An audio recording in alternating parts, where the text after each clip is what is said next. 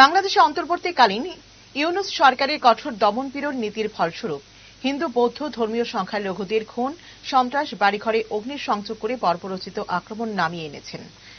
বাংলাদেশের সংখ্যালঘুদের উপর এই নির্মম অত্যাচার, খুন, সন্ত্রাস অবিলম্বে বন্ধ করার দাবি জানিয়ে কাঞ্চনপুরে ১০০ বিশাল প্রতিবাদ মিছিল সংঘটিত করা হয়।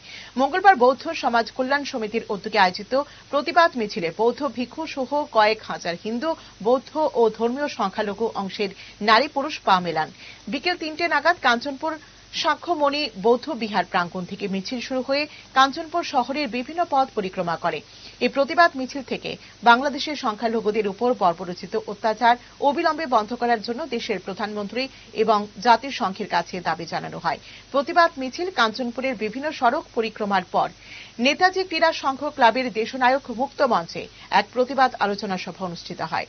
পাশাপাশি বাংলাদেশের প্রবাহমান ঘটনা নিয়ে বৌদ্ধ সমাজ কল্যাণ সমিতির পক্ষ থেকে কাঞ্চনপুর মহকুমা শাসকের নিকট স্মারকলিপি প্রদান করা হয়। বিশাল ভারত ত্রিপুরা রাজ্যে কাঞ্চনপুরে যারা বৌদ্ধ, সনাতনী এবং রিয়াং ত্রিপুরা সহ আমরা আজকে একত্রিত হয়েছি। আমরা শান্তপ্রিয় জাতি, বৌদ্ধরা সনাতনীরা শান্তপ্রিয় জাতি, কিন্তু আমরা শান্তপ্রিয় হলে কি হবে?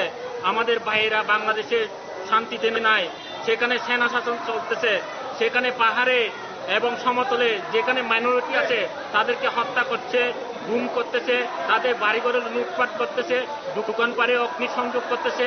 আমরা এটা প্রত্যাহার করার জন্য আমরা বাংলাদেশ সরকারের কাছে এবং বর্তমান অন্তর্বর্তী সরকারের কাছে, ডক্টর ইউনূসের কাছে আমরা এটা কামনা করতেছি। এটা যদি আপনারা অতি সত্ত্বে বন্ধ করতে না পারেন, তাহলে এটার জন্য আমরা আরো কঠোরভাবে পদক্ষেপ গ্রহণ করব।